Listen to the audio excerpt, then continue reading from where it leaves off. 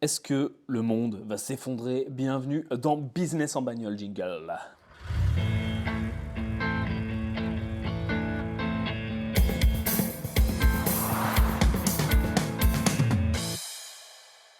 Salut à toi, très cher investisseur rentable. Salut la team rentable, comment ça va? Bienvenue dans Business en bagnole, le podcast en bagnole. On parle de marketing, d'immobilier, de bourse, de business, de trading, de tout ce que tu veux, de tout ce qui a rapport à l'argent, à la création de valeur, aux finances et à l'entrepreneuriat. Écoute, je suis super content de te retrouver. Si tu tends un petit peu l'oreille autour de toi, tu entends que je ne suis pas en bagnole. C'est un business en bagnole, pas en bagnole, mais peut-être que toi, tu es en bagnole. Si tu es en bagnole, bonne route. Moi, je suis à l'hôtel. Comment je pourrais te décrire la vue? Je suis devant une espèce de grande baie vitrée et j'ai une superbe vue sur Dubaï. Il fait nuit, il y a la forêt de Tours éclairée, la forêt de Grue aussi, puisqu'ici ça a construit énormément, éclairée, ça clignote de partout, c'est super joli. Si tu me suis sur Instagram, et si ce n'est pas le cas, ajoute-moi sur Instagram, tu tapes Yann Darwin, tu me trouveras. Eh bien, tu as peut-être vu passer certaines photos. Je suis vraiment très content d'être là, c'est un endroit qui est extrêmement inspirant, motivant pour les entrepreneurs, si tu veux aller de l'avant. Tu sens qu'enfin, quand je suis ici, tu vois, je sens, j'ai envie de faire de l'argent, tu vois. Je regarde cette ville, tu as envie de tout bouffer. Et puis, elle te met en danger aussi parce que tu sors de ta zone de confort. C'est là, ça se passe en anglais, le business, tu vois, et c'est pas les mêmes coutumes, c'est pas le même délire. Il y a beaucoup d'expats, il y a énormément d'expats d'ailleurs. Il y a 90% d'étrangers dans ce pays. C'est quand même, enfin dans cette ville, dans ce pays d'ailleurs, au niveau des Émirats. Donc c'est quand même complètement dingue. Pourquoi je suis là? Si tu me suis sur Insta, tu le sais. Si tu ne me suis pas, t'as qu'à me suivre. Rapidement, en gros, j'ai une des filiales de nos sociétés qui opère ici. Et donc, je viens ici pour quelques temps, pas mal de temps, je pense, parce que j'aime beaucoup, pour lancer les opérations avec certains de mes associés. Donc, voilà, je suis très content d'être là. Là, je suis en plein de démarches administratives, etc. J'apprends aussi le marché immobilier. C'est très intéressant. Donc voilà, le pourquoi du comment. Je ne suis pas en bagnole, mais écoute, tu m'en voudras pas. Je te fais quand même un petit business en bagnole, pas en bagnole aujourd'hui. Je sais que voilà, j'ai reçu pas mal de demandes et que tu es intéressé par ce podcast. Je voulais rebondir aujourd'hui, tu vois, j'ai plein de sujets, tu sais, je me fais un petit, comme tout le monde, une petite to-do list, et puis j'ai mis les notes de ce dont je voulais parler dans Business en bagnole, et puis il y a quelque chose qui revient souvent en ce moment. Est-ce qu'on va tous mourir? Est-ce que les extraterrestres vont débarquer pour nous faire éclater le cerveau à coup de crise mondiale? Parce que c'est vachement le sujet trendy du moment. La crise, oh mon Dieu, qu'est-ce qui va se passer? On va tous mourir. La crise revient en 2019, en 2020, en 2021, peu importe. L'économie va s'effondrer et nous allons tous retourner à l'âge de pierre, sucer des cailloux et manger des feux de camp. Donc, j'aimerais parler de ça. Euh, Déjà, j'en sais rien, tu vois, si la crise elle va arriver.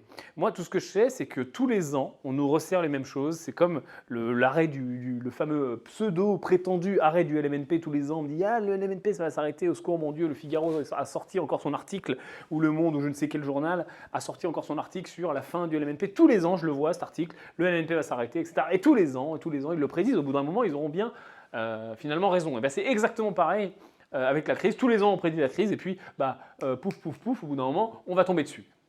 Donc déjà, voilà, ça m'énerve un peu. J'ai même pas envie d'en débattre. J'ai pas envie d'en débattre en fait. Enfin, voilà, des experts machins sur BFM, ils disent oui. Il y a autant d'avis que d'experts. Il y a autant d'avis que. Alors déjà, premièrement, autant les experts, bon, ils savent de quoi ils parlent, les économistes, etc. Et puis il y a aussi autant d'avis que de gens et autant d'avis que de commentaires Facebook. Alors là, je te parle même pas du truc. Mais je te parle même au niveau des experts, au niveau des mecs un peu renommés, tu vois, et même au niveau des fonds d'investissement notamment, qui avaient vu venir la précédente crise, car il y a des gens qui ont gagné beaucoup d'argent, comme à chaque fois lors des crises. Hein, la précédente crise a été anticipée par un certain nombre de fonds. Et donc certains ont fait beaucoup d'argent parce que forcément sur un marché financier quand tu vois arriver une baisse et que tu l'anticipes et que tu la short, hein, que tu vends la baisse, forcément tu fais beaucoup d'argent quand ça craque et que tout le monde panique et que tout le monde vend et toi tu te frottes les mains. Donc ce qui est sûr c'est que oui il est éventuellement possible de peut-être se hedger intelligemment et faire en sorte d'avoir une certaine anticipation d'un peut-être quand on est un professionnel et qu'on fait que ça toute sa vie. Quand on est un particulier ou un investisseur ou un entrepreneur comme toi et moi, il est possible d'avoir un certain nombre de doutes, mais il est quand même vachement plus dur d'anticiper de façon sûre et certaine de dire « Ah, il va y avoir une crise, il faut faire ça ». Donc déjà, de base, je pense que ce n'est pas le bon raisonnement. Je pense que le bon raisonnement, c'est de connaître les critères, connaître ce qui se passe en cas de crise, connaître comment s'en prévaloir. Parce que franchement, pour les gens qui étaient bien préparés et qui ont fait face correctement à la crise, donc la fameuse méga crise des subprimes qu'on appelle des subprimes de la dernière en fait, voilà, les permanent portfolios ont super bien résisté, il n'y a pas eu d'extrême baisse, enfin, ça va, tu vois, tu aurais peut-être perdu 10% de ton patrimoine la pire année, et puis après tu serais reparti à la hausse. Donc ça n'aurait pas été complètement délirant. Par contre, en effet, quand tu n'es pas préparé et que tu paniques, là, pour moi, il y a du danger. Donc ça se situe plutôt à ce niveau-là, pour moi, le fait d'anticiper une crise, c'est-à-dire de se dire, ok, peut-être que je vais être un peu plus liquide. En effet, moi, ces derniers temps, alors tu sais qu'il y a une règle, enfin une règle, non, c'est pas une règle, mais il y a une bonne pratique en finance qui consiste à dire, ok, je vais rester à peu près à 10% de cash de mon patrimoine total. Alors, je ne te parle pas pour des débutants, hein, je te parle, tu vas me parler de l'année d'esprit tranquille, etc., ce que je propose aux débutants avec l'immobilier, ce qui est très bien, hein, donc garder une année de loyer de côté. Je te parle pour des patrimoines un peu plus étoffés, on va dire au-dessus d'1 million d'euros. Il est bien de net, hein, on parle en net, hein, patrimoine net, il est toujours bien d'avoir quelque chose comme 10% de son patrimoine cash, pas cash, justement, cash. C'est-à-dire, je n'entends pas cash, c'est-à-dire là, comme ça, en cash sur mon compte en banque, ça ne sert à rien, c'est complètement bête. J'entends cash liquide, okay, c'est-à-dire facilement mobilisable sur un produit si possible avec une volatilité qui me permette de le sortir rapidement, qui me permette aussi de ne pas avoir de grosses fluctuations, d'être relativement sécurisé, mais quand même avec un taux de rendement sympa parce que je ne vais pas foutre ça sur un livret A. Okay, donc ça, c'est une bonne règle de gestion, tu vois, si tu commences à t'étoffer un petit peu patrimonialement. Pourquoi je t'ai fait un rap avec ma bouche sans faire exprès. Pourquoi c'est intéressant? Et pourquoi c'est une bonne pratique? Pour plusieurs raisons. Déjà, la première, on la connaît tous, c'est la sécurité. Justement, en cas de crise, en cas de problème, et puis plus ton patrimoine s'étoffe, plus tu as des investissements, plus tu as de dettes aussi, puisqu'il faut utiliser la dette. La dette est une bonne chose si elle est bien utilisée, si le levier est utilisé dans le bon sens, mais forcément, tu augmentes ton risque, un jour ou l'autre. Donc il est bien d'avoir un peu de cash pour ça. Il est bien aussi d'avoir un peu de cash pour assumer finalement de pouvoir aller dans les opportunités. Okay, c'est-à-dire que, admettons, tu as un patrimoine qui commence à s'étoffer et puis forcément, tu rentres dans des cercles qui commencent à t'emmener un peu plus de business et puis tu vas avoir plus d'opportunités qui vont se présenter à toi. C'est comme ça, c'est mathématique. D'ailleurs, tu vas aussi en refuser plus, mais d'ailleurs, mathématiquement ou statistiquement ou empiriquement, ou je ne sais pas, tu appelles ça comme tu veux, elles vont être aussi de meilleure qualité. C'est-à-dire parce que tu vas traîner dans des cercles, parce que voilà, on va te proposer des trucs. Et tu vas avoir des possibilités de t'associer, etc. Donc il va falloir être exigeant avec ces demandes, avec ces opportunités. Par contre, il va aussi falloir être capable de dégainer. Parce que on va te proposer des trucs sympas. Donc c'est aussi pour ça qu'il faut assumer en fait ce coût. C'est un coût de prendre cet argent et de le mettre peut-être sur un support un peu plus liquide, un peu moins risqué, mais aussi dégainable rapidement. C'est un coût d'opportunité. Hein. Je t'en parle souvent de l'opportunity cost. Il sort sous plein de manières finalement. C'est un opportunity cost de dire, ok, par exemple, j'aurais pu avoir un rendement de 12% ou de 15% sur cet argent si je l'avais investi ailleurs. Je décide de l'investir sur un sous-jacent beaucoup plus liquide, rapide, pour pouvoir le sortir si j'en ai besoin. Donc tu imagines bien qu'il y a un delta. Si je peux avoir 15% et là j'ai que 5% sur ce sous-jacent-là qui me permet juste d'avoir mon argent en dispo, je perds 10% globalement. Donc ça c'est un coût d'opportunité. Mais dans coût d'opportunité, il y a aussi opportunité et c'est aussi intéressant de pouvoir saisir les opportunités. Et puis plus ton patrimoine s'étoffe et plus cette somme est importante et au bout d'un moment, tu commences à pouvoir dégainer des sommes significatives, donc c'est intéressant. Euh, donc ça, c'est une règle de bonne conduite. Donc déjà, tu vois, pour moi, c'est la première règle en tant que businessman déjà pour pouvoir saisir les opportunités. Et puis aussi, c'est un bulletproof crise hein, de faire ça. C'est-à-dire que s'il y a une crise qui arrive, c'est génial parce que tu vas être en sécurité et en plus, tu vas pouvoir dégainer parce que au plus bas des marchés financiers, au plus bas des marchés immobiliers, dans tous les plus bas, c'est là qu'il faut acheter. C'est à ce moment-là qu'il faut acheter. Il faut acheter quand tout le monde panique, quand tout le monde s'en va, quand il y a du sang dans la rue, comme dirait, je crois que c'est Warren Buffett qui dit ça, ou je ne sais plus quel investisseur à succès américain, parce que tout le monde a peur, tout le monde s'en va, et si toi tu es liquide à ce moment-là, et si ça se passe bien pour toi, eh bien tu fais les meilleures affaires puisque l'économie, on le sait, c'est des cycles, des crises, il y en a, il ne faut pas spécialement en avoir peur. C'est aussi une façon de purger l'économie. On a une économie qui est extrêmement basée sur la dette, donc forcément on empile de la dette, on fait de l'argent, on fait de la création monétaire. Au bout d'un moment, il faut la purger, il faut qu'il y ait de l'argent qui se perde, il faut qu'il y ait des dépôts de bilan, etc. Parce que, comme tout, l'économie est un cycle, comme une respiration, comme la terre, comme ce que tu veux, comme ta respiration. Des fois tu inspires, des fois tu expires. Le tout, c'est d'être prêt dans ces moments-là et d'être sécurisé. Et encore une fois, les seules personnes qui ont peur de la crise, et c'est aussi un bon moyen de travailler dessus, souvent sont les personnes les plus vulnérables, sont les personnes les plus ancrées dans un quotidien où peut-être tu n'es pas encore où tu voudrais être plus tard. Donc, le meilleur moyen de parer à la crise, c'est d'avoir un peu de cash de côté. Alors, quand je dis cash, je ne parle pas en cash. Ça peut en être, mais ça peut être aussi quelque chose qui est placé, que tu peux sortir rapidement. Typiquement, si tu as un permanent portfolio en bourse, si tu as de l'action, si tu fais un peu de trading, correctement, si tu je sais pas, si tu as des obligations, si tu as de l'assurance vie, voilà, c'est ce genre de placement qui très rapidement, tu peux les sortir, tu vois, en une semaine, 2 semaines, grand maximum, c'est ressorti si ce n'est pas une journée. Donc, première bonne pratique et première anti-crise, finalement, si tu veux. Et pour moi, la deuxième chose qui est importante, c'est de comprendre les finances. Parce que alors souvent, je vois des trucs passer, peut-être que tu en as marre aussi un peu du dev perso. Moi, j'adore le dev perso, mais j'en ai marre des citations de dev perso que les gens répètent sans les comprendre. Ou alors que, voilà, qu'ils sont là, ouais, tu vois, gratitude, trop love. Ok, oui, c'est bien, c'est une super pratique, mais stop quoi. Des fois, c'est un peu saoulant. Et pourquoi je te parle de ça? Ouais, c'est pour la connaissance des finances, etc.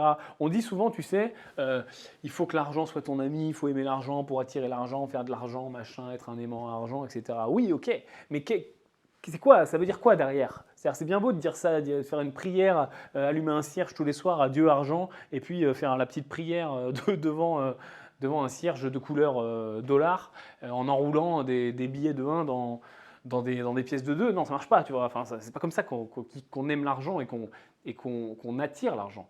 On aime et on attire l'argent quand on apprend sur l'argent, quand on apprend sur les finances. Pour moi, les finances, c'est la matière au sens noble, au sens terre à terre finalement aussi, qui est une des plus importantes à connaître. Alors à connaître, on n'est pas des encyclopédies, mais en tout cas à maîtriser, à savoir utiliser et comprendre les mécanismes de base de l'économie. Et puis si possible un peu plus. Parce que là, en effet, l'argent est ton ami. Là, tu vois, la règle dont je te parlais avant de 10% cash, liquide, etc., ça te permet d'avancer. Ça te permet, si tu mets en place tout ça, eh bien de pouvoir t'étoffer financièrement. Et il y a quelque chose que j'aime bien justement au sein de la finance, c'est comprendre un peu les mécanismes complexes que tu peux mettre en place. Il y a plein de mécanismes que les gens ne comprennent pas trop. Est-ce qu'on a parlé, je crois qu'on en a parlé, je ne sais plus, on parle de tellement de choses dans Business en bagnole, du prêt lombard. Prêt lombard, voilà, on parle tout le temps du prêt amortissable, du prêt in fine. Le prêt lombard, c'est quelque chose qui est très peu connu. Pourquoi il est très peu connu? Parce que ça s'adresse qu'aux gens qui ont un certain niveau de patrimoine. Donc forcément, la masse, entre guillemets, ne le connaît pas. Et c'est toujours pareil. Si tu veux être le fameux aimant à argent, machin, etc., c'est pas en repostant des citations Facebook avec une Ferrari, millionnaire mentor ou je sais pas quoi, machin. C'est en apprenant tout ça. Donc je te fais ma parenthèse sur le prêt lombard. Le prêt lombard, c'est quoi? C'est un prêt qui est adossé à un sous-jacent en contre-garantie, ok? Donc c'est-à-dire typiquement, par exemple, j'ai chez moi un Picasso. J'en ai pas, hein, mais j'aurais pu. Il faudra qu'on parle de l'art d'ailleurs dans un business en bagnole, parce que c'est un sous-jacent qui est intéressant pour l'investisseur justement qui commence à avoir un peu de patrimoine. Pour pouvoir diversifier, c'est un marché qui est super chaud, je suis en train de m'y intéresser de plus en plus, ça augmente beaucoup. Je vais peut-être acheter un truc d'ailleurs, bon, je t'en reparlerai, on s'en fout. Par exemple, voilà, j'ai un Picasso. Mon Picasso, il vaut, je sais pas, c'est un petit Picasso, tu vois, il vaut, je sais pas, 2 millions, ok. Donc j'ai ce Picasso, il vaut 2 millions. Je vais à la banque, je demande un prêt lombard. Qu'est-ce que va faire la banque? Elle va me prêter 2 millions, ok. Elle va me prêter la valeur de mon sous-jacent. Alors, dans les faits, en vrai, elle va le prêter un peu moins, elle va prêter souvent 80%. Donc elle va me prêter, allez, on va dire 1,5 million, on va arrondir. En échange, elle va prendre en garantie, en contre-garantie, mon tableau. Okay. Alors elle peut le prendre physiquement ou elle peut le prendre de façon administrative, en nantissement, okay. C'est-à-dire qu'elle me dit, voilà, je te le laisse, hein, laisse-le à ton mur, mais par contre, si tu fais défaut, si tu ne rembourses pas ton prêt, je le saisis, je le vends. C'est tout simplement un prêt qui est contre-garanti par un sous-jacent qui est autre chose que ce qu'on a l'habitude de voir, ce qu'on appelle un prêt lombard. Voilà, tout simplement. Pourquoi? Parce que c'est la première banque à l'avoir fait, c'est la banque Lombard-Odier, qui est une banque suisse. Ok, donc ça c'est quelque chose qui est possible. Et par exemple, on peut nantir en contre-garantie sur un lombard, on peut nantir une assurance vie. C'est-à-dire que tu vas dire, ok, j'ai une assurance vie d'1 million. Je te la donne en garantie, en échange tu me donnes 80%, on va dire, allez, tu me donnes 800 000. Et on met un terme au prêt, hein, comme n'importe quel prêt, voilà, je te les rembourse sous 7 ans avec tel taux d'intérêt. Mais par contre, moi, je continue à toucher l'assurance vie. Enfin, je continue à toucher les intérêts que procure l'assurance vie. Tu vois. Donc c'est un moyen, si tu veux, d'avoir du cash immédiat, mais de continuer à profiter éventuellement du sous-jacent. Là, peut-être que par exemple, si je suis malin, avec un montage bien fait, je mets mon assurance vie, je récupère un lombard sur la valeur de mon assurance vie et les intérêts de l'assurance vie suffisent à rembourser les mensualités de mon prêt lombard. Ce qui fait en fait que j'ai du cash gratuit, de l'argent pour pouvoir réinvestir. Et éventuellement, avec ce qu'on m'a donné, je remets dans mon assurance vie et je double le rendement de mon assurance vie. C'est tout à fait possible. Et oui, je sais, tu te dis c'est pas juste. Bienvenue dans un monde capitaliste où, tu vois, aimer l'argent, c'est surtout connaître ce genre de choses et faire en sorte d'atteindre les seuils minimaux capables de mettre en place ces choses-là. Tiens, j'étais en masterclass, il y a assez peu de temps avec des clients, donc en dur, en physique, et j'aurais posé cette colle. J'aurais dit, et je vais te la poser tout de suite, je leur ai dit, ok les gars, quel est le meilleur moyen pour vous, maintenant, d'avoir 40 000 euros par mois? Allez-y, c'est parti. Vas-y, dis-moi. Quel est pour toi le meilleur moyen de gagner 40 000 euros par mois, tous les mois? C'est bien 40 000 euros, ça commence à faire un salaire qui est intéressant. Peu importe le pays où tu te trouves, même si tu payes des impôts, ma foi, 40 000 euros, même si j'en donne encore la moitié, il m'en reste 20 000, ça va, je commence à avoir un niveau de vie qui est cool. Tu vas me dire, waouh, c'est fou, c'est un niveau important, etc. Mais c'est volontaire. 40 000 euros par mois. Je pense que, comme ça, de base, tu te dis, putain, pour avoir 40 000 euros par mois, c'est chaud, quoi. Il faut être chef d'entreprise, il faut avoir des centaines de millions d'immobilier, il faut revendre une boîte, il faut hériter. Mais en fait, il y a un moyen beaucoup plus simple que ça d'avoir 40 000 euros par mois. Mais beaucoup plus simple. C'est juste d'avoir 10 millions. Voilà. Parce que si j'ai 10 millions et que je les place, prenons 10 millions à 5%, 10 millions à 5%, ça fait 500 000 euros par an. 500 000 euros par an, ça fait un peu plus de 40 000 euros par mois, si je viens le mettre en base mensuelle. Okay, je vais te faire le calcul exact pour que tu n'aies pas à sortir ta calculette. Donc si je fais 10 millions à 5%, ok, allons-y. Ça c'est très simple, ça fait 500 000. Hop, 0,5. Voilà, 500 000. Si je viens diviser 500 000 par 12, on arrive à 41 666 pour être précis, tous les mois. Ah, tu vas me dire, oui, c'est brut, il faut payer des impôts et tout. Ouais, ok, si tu veux, allez, c'est brut, m'en fous. C'est pas la partie de mon point, c'est pas la discussion. La discussion, elle est que dans le monde, malheureusement, heureusement, comme tu veux, une fois qu'on a atteint un niveau de patrimoine suffisant, c'est fini. Voilà, tout simplement. Une fois qu'on connaît le truc, on sait quoi faire, c'est fini. Et là encore, je te parle d'un pauvre rendement à 5%. Alors, si tu n'es pas capable de faire mieux qu'un pauvre rendement à 5%, il faut que tu arrêtes limite de me suivre. Parce que si tu es là avec moi, tu me suis, je ne sais pas où tu me suis, peut-être dans les formations, peut-être dans l'IMO, peut-être, peu importe, dans le trading machin, c'est quand même super simple de faire mieux que 5% de rendement. Et surtout qu'en plus, quand tu arrives à des niveaux de patrimoine un peu plus intéressants, tu trouves des rendements et on te propose des rendements bien supérieurs. Aujourd'hui, en banque privée, on te propose du 8% sécurisé, etc., sans problème, sur les produits structurés. Donc, voilà, je t'ai fait un pauvre calcul à 5%. Prends ces mêmes 10 millions à 10%, bah là forcément, ça fait 1 million par an. Donc ça fait un peu moins de 100 000 euros tous les mois. Donc, tu vois, le game, c'est plus le même. Donc là, après, à toi de voir, amuse-toi avec ta calculatrice. Tiens, là, dès que tu as 2 minutes, calcule à peu près combien tu veux par mois. Regarde, tiens, je te fais. Moi, je l'ai fait depuis longtemps, cet exercice. Il est génial. Tu te poses 5 minutes, ok. Mais vraiment, tu vois. Si tu es en train de faire un truc, tu le feras après, mais garde-le dans ta tête, tu vois, c'est très simple. Tu te poses 5 minutes. Tu dis, ok, pour avoir ma vie de rêve, vraiment la vie, tu vois, je kiffe, tu vois, mon gros, mon pourquoi, mon arrivée, tu vois. Enfin, mon arrivée immédiate en tout cas là, mon envie immédiate en termes de vie, quoi. C'est-à-dire, voilà, la grosse voiture, la maison, faire plaisir à mes proches, machin, les vacances, tout ce que tu veux. C'est quoi comme salaire, mon salaire mensuel? Donc tu mets ton salaire mensuel. Ok, mais calcule tout, amuse-toi. Ok, ça va vite. Hein. Un leasing d'une grosse bagnole, c'est 3-4 000 balles. 3-4 000 balles, tu as n'importe quelle voiture en leasing, ok. Tu as même la Ferrari, etc. Vas-y, on fait tous les coups. Une grosse maison, allez, une grosse maison suivant où tu habites, allez, mettons même 5 000 euros par mois, même allez, 7 000 euros par mois de prêt. Ok, on arrive à 10 000. Tu vis bien, machin, multiplie par 2, allez, 20 000, et puis voilà. Tu vois, on est encore en dessous de ce qu'on a dit. Alors vas-y, dis-moi, je fais des voyages toute l'année, je fais le tour du monde et tout multiplié encore par 2, 40 000. Et on est à peine à ce qu'on vient de dire juste avant. On est à peine à mon exemple de juste avant, et tu es à 40 000 euros par mois, et tu as un pauvre 5% sur 10 millions. Donc 5% sur 10 millions, ou 10% sur 5 millions.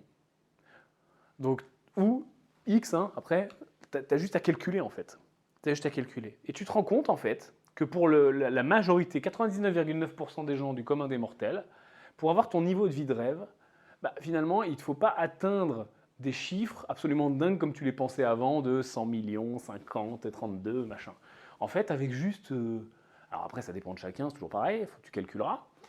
Tu diviseras 50% d'impôts, tu fais ce que tu veux, mais tu verras, tu vas te rendre compte que finalement, la plupart des gens, ça va se situer entre 2 et 10. Allez, 15 millions si tu es vraiment très énervé pour avoir ta vie de rêve. Mais quand je te parle de vie de rêve, tu verras que la vie de rêve, tu la tiens même si tu es très énervé pendant 2 mois, et puis après, ça va se lisser. En fait, tu verras que tu vas dépenser la moitié de ce que tu avais prévu dans ta vie de rêve. Tu as fait toi une vie de rêve dans ta tête, quelque chose de réaliste, tu vois. Et tu vas voir que la majorité des gens, c'est assez faible.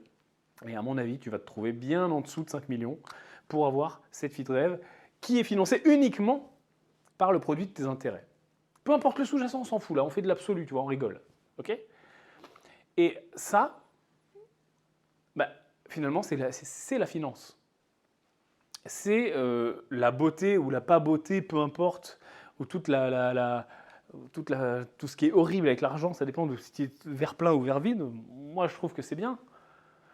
Enfin, je trouve que c'est bien. Non, je trouve que j'en sais rien en fait. Si c'est bien ou pas bien, je m'en fous. C'est-à-dire que je sais que c'est là, et puis voilà, les règles du jeu, c'est là. Moi, je suis un winner. Enfin, voilà. Ça fait vachement prétentieux. Non, mais c'est juste, voilà, les règles du jeu, c'est ça. On y joue, tu vois. C'est comme tu me dis, on joue au poker. Ok, c'est quoi les règles? On joue au poker. On joue aux échecs, c'est quoi les règles? On joue aux échecs. Bah, l'argent, c'est ça les règles. On joue à l'argent. Voilà. Donc, ça, c'est extrêmement enrichissant de faire ça. Donc, tu le feras. Et tu verras que c'est assez simple. Et tu verras que j'en reviens à ce que je disais, les prêts lombards et tout, eh bien, une fois que tu commences à prendre conscience de tout ça, tu vois les choses autrement, tu te dis, waouh, en fait, il me faut vachement moins d'efforts pour arriver là où je veux. Peut-être qu'en cours de route, après, tu vas commencer à revoir tes prétentions à la hausse ou à la baisse. Bref, toujours est-il que la vie est injuste avec les gens qui ont le savoir. Et le savoir, il n'est pas non plus, tu vois, une fois que tu le sais, tu vois, si tu connaissais pas le prêt lombard il y a 10 minutes, maintenant tu le connais, tu vois. C'est pas un gros chamboulement dans sa vie, c'est juste une information en fait. Et donc, pour moi, crise ou pas crise, bah, une fois que tu as atteint un certain niveau de patrimoine, un certain niveau de rendement et tout ce qu'on vient de discuter, bah tu t'en fous quoi. Donc vraiment, là où je mettrais l'emphase, et tu le sais, si tu fais un sport mécanique, le corps va où les yeux vont. Si tu fais du ski, du surf ou un sport de vitesse en tout cas, tu sais que le corps va où les yeux regardent. Ben, pour moi, c'est la même chose au niveau monétaire, financier, succès, ce que tu veux. Le corps va où tes yeux regardent. Donc si tu es en mode je regarde la crise, j'ai peur de la crise, mon Dieu la crise, qu'est-ce que je vais faire en cas de crise, eh ben, ton corps, ton corps c'est une image, va être en mode je me protège, j'ai peur, je prends pas de risque, j'y vais pas. Alors que si tu es en mode je vais de l'avant, j'ai compris, la crise c'est juste finalement un cycle, et si elle arrive, bah ok, l'économie va prendre 20% dans la gueule, et alors voilà, si j'ai tout bien fait, ou même pas forcément tout bien fait, mais en tout cas que j'ai utilisé les bons leviers et que je me forme et que surtout je passe à l'action avec les bonnes pratiques, bah voilà, ça va juste être hop, une petite correction dans ma courbe, quoique même pas forcément sûr. Donc pour moi, étudier les mécanismes finalement de la crise, de l'économie au sens large, c'est super intéressant. Tiens, je vais te parler d'un deuxième mécanisme qui s'appelle la titrisation. Est-ce que tu connais la titrisation? Je ne pense pas, c'est assez peu connu aussi la titrisation, mais pourtant, la titrisation est utilisée depuis des dizaines d'années dans des domaines extrêmement différents. Titriser, c'est quoi? C'est tout simplement découper des droits garantis par un sous-jacent et les vendre à quelqu'un. Okay, par exemple, la titrisation la plus connue, bah, c'est tout simplement la bourse. Tout simplement une entreprise cotée. Okay, où on va dire, voilà, j'achète une action Total, il y a, je sais pas, 20 millions d'actions Total, j'ai un 20 millionième de Total. Voilà. Ça, c'est une titrisation de fait, en fait, on va dire. C'est même pas une titrisation, puisque bah, on n'a pas créé de titres. Bah, ils ont été créés au début. Là, dans mon exemple, c'est pas une titrisation, c'est juste j'achète des titres. Mais ok, tu as compris l'idée, c'est un découpage d'un sous-jacent. Mais ça, c'est une façon assez simple de le faire. Il y a des façons un peu plus cavalières, un peu plus inventives de titriser. On peut titriser d'autres choses qu'une entreprise qui de fait est titrisée, puisque quand je crée une entreprise, il y a des droits, il y a des parts, donc je donne des parts et voilà, les gens ont des titres. Mais je peux aussi venir créer des titres autour d'autres choses. Tiens, je vais revenir par exemple à l'art. Je peux très bien titriser des droits sur des tableaux qui me rapporteraient de l'argent. Ou je pourrais très bien titriser de la dette. C'est ce qui s'est passé en partie. C'est une des raisons de la crise des subprimes, mais pas la seule, puisqu'on peut titriser de la dette, ça peut très bien se passer. On fera un épisode ensemble sur la crise des subprimes aussi, parce que c'est super intéressant. Je te raconterai dans le détail tout ce qui s'est passé. Souvent, les gens disent ouais, la crise de 2008, la crise des subprimes, machin. Mais personne ne sait ce qui s'est passé vraiment dans le détail. Je te l'expliquerai de façon vulgarisée, tu verras, c'est super intéressant. Mais bref, je peux titriser n'importe quoi. Et un des exemples les plus connus de l'histoire dans le domaine de la finance, c'est la titrisation qui a été faite par David Bowie. David Bowie, tu connais, tout le monde connaît, rockstar, machin, super artiste, extrêmement talentueux. Tu vas pas te dire que ce mec, c'est en fait un génie de la finance. Et pourtant, c'est un génie de la finance, ou en tout cas un de ses banquiers, qui l'a aidé à faire ça. Et tu vas comprendre beaucoup mieux comment fonctionne la titrisation avec cet exemple-là.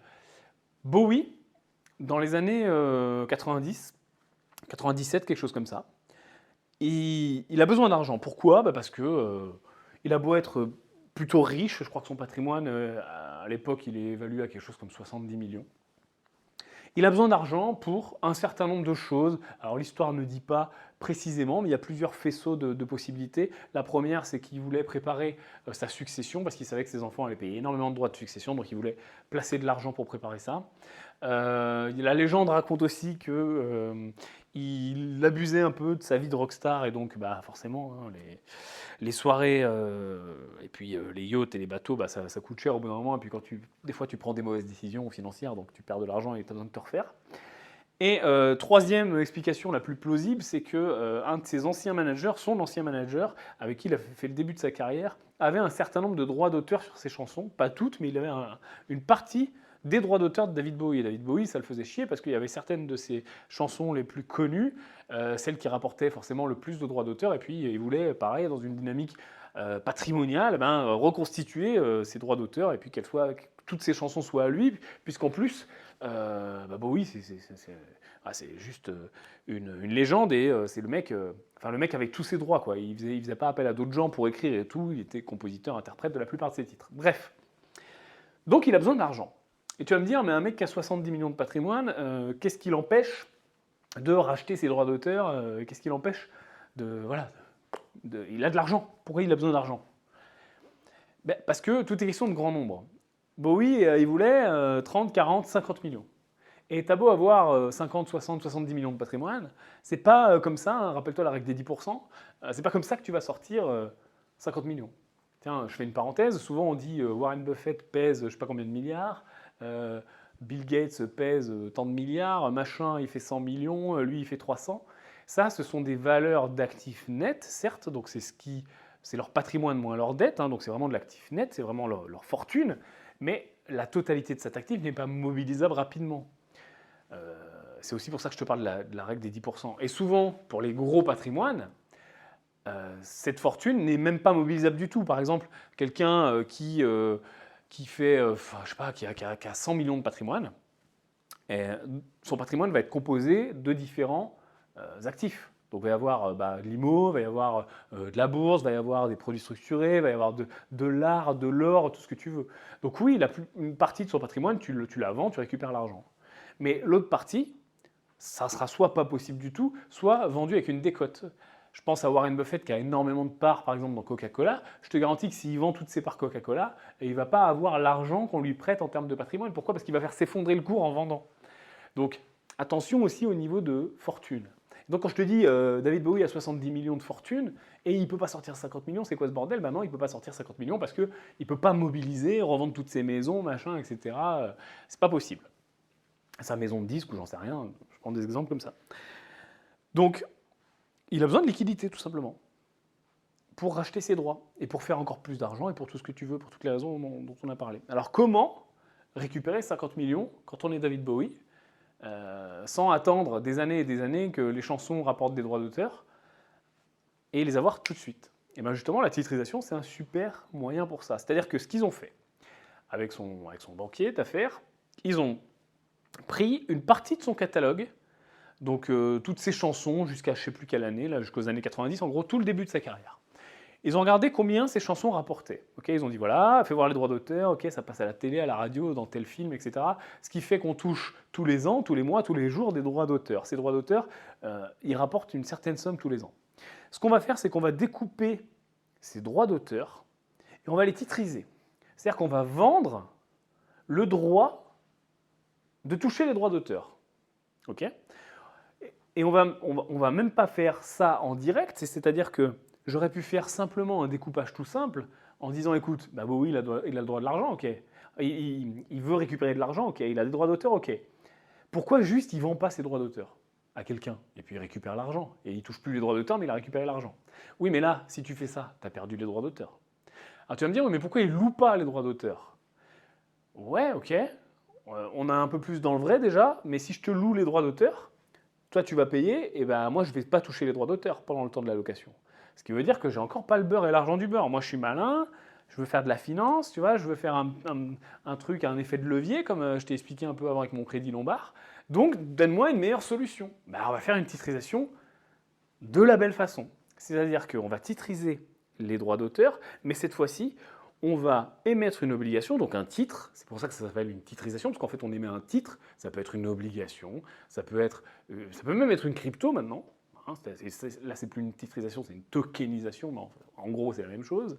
On va émettre un bonds, voilà, donc là à l'époque, bonds ça veut dire obligation en anglais, on appelait ça les Bowie bonds.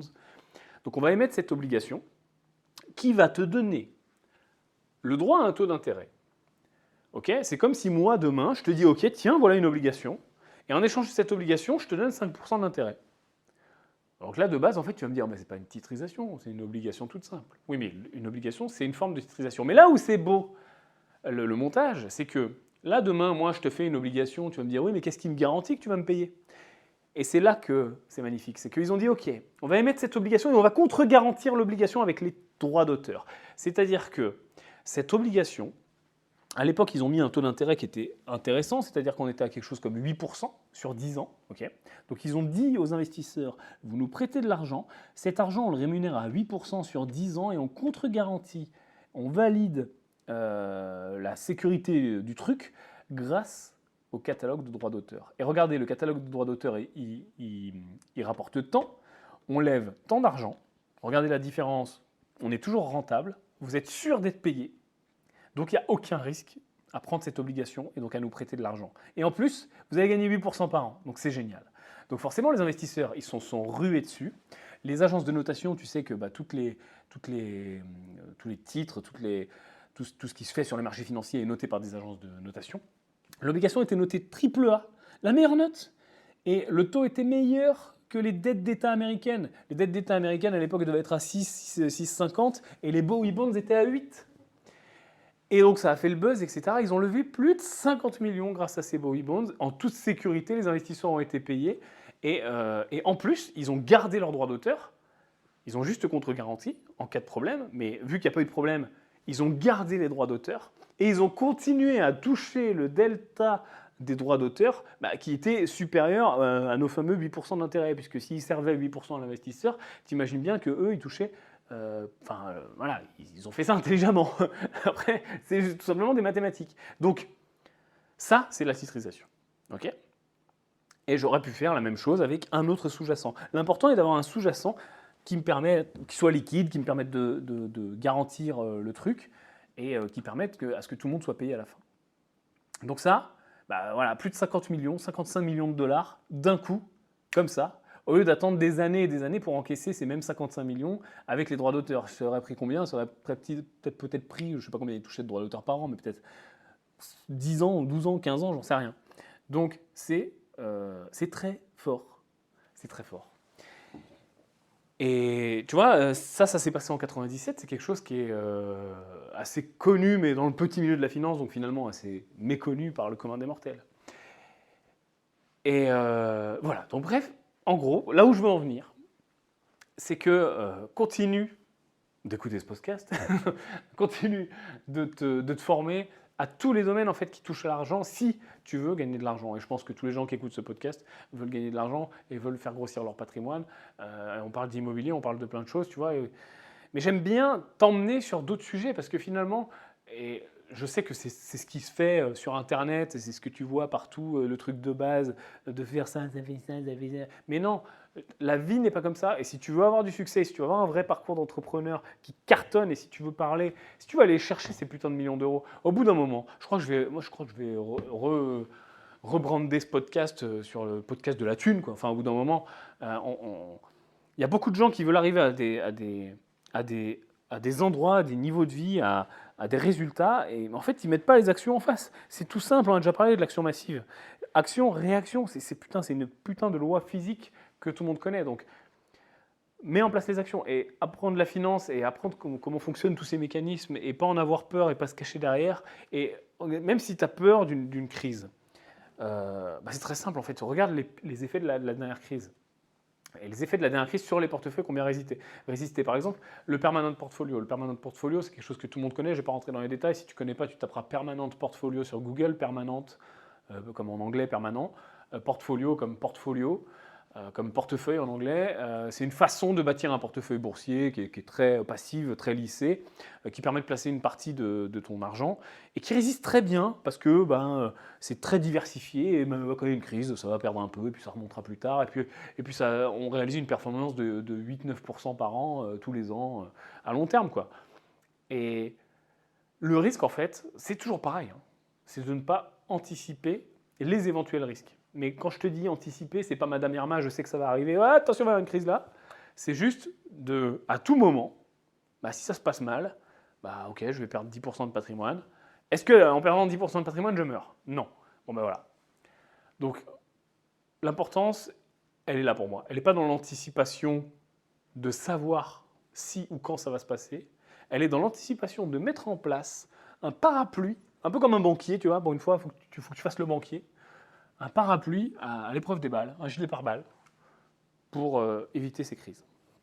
Ok, prochain épisode, on va continuer dans la finance, et tu me diras, s'il te plaît, dans les commentaires de ce podcast, si tu ne l'as pas noté, prends 5 minutes, ça dure 3 secondes, mettre 5 étoiles sur iTunes, et en même temps, justement, tu me dis dans les commentaires si ça t'intéresse la finance, si tu veux qu'on aille plus loin sur la finance. Il y a plein de financements, de montages structurés desquels je pourrais te parler. Moi, je suis passionné par ça, mais ça peut prendre des heures et des heures. Et je voudrais pas, tu vois, on ne parle pas souvent vraiment de flux et d'ingénierie. On appelle ça l'ingénierie financière, l'ingénierie patrimoniale. On en parle assez peu et je ne sais pas si ça te botte. Donc dis-moi, réagis aussi sur Instagram si tu me suis, envoie-moi un message privé. Je lis pas mal les messages, même si je ne peux pas répondre à tout le monde, mais en tout cas, ça me permet de prendre la température. Et écoute, je te revois dans le prochain épisode où on parle de la crise des subprimes. Et tu verras que ce qui s'est passé, c'est quand même super intéressant en termes de culture générale, de comprendre pourquoi, comment. Et tu vas voir que ce que c'est le grand public sur BFM TV, c'est vraiment 1% du truc. Ok, je te vois à très bientôt. Ciao la team!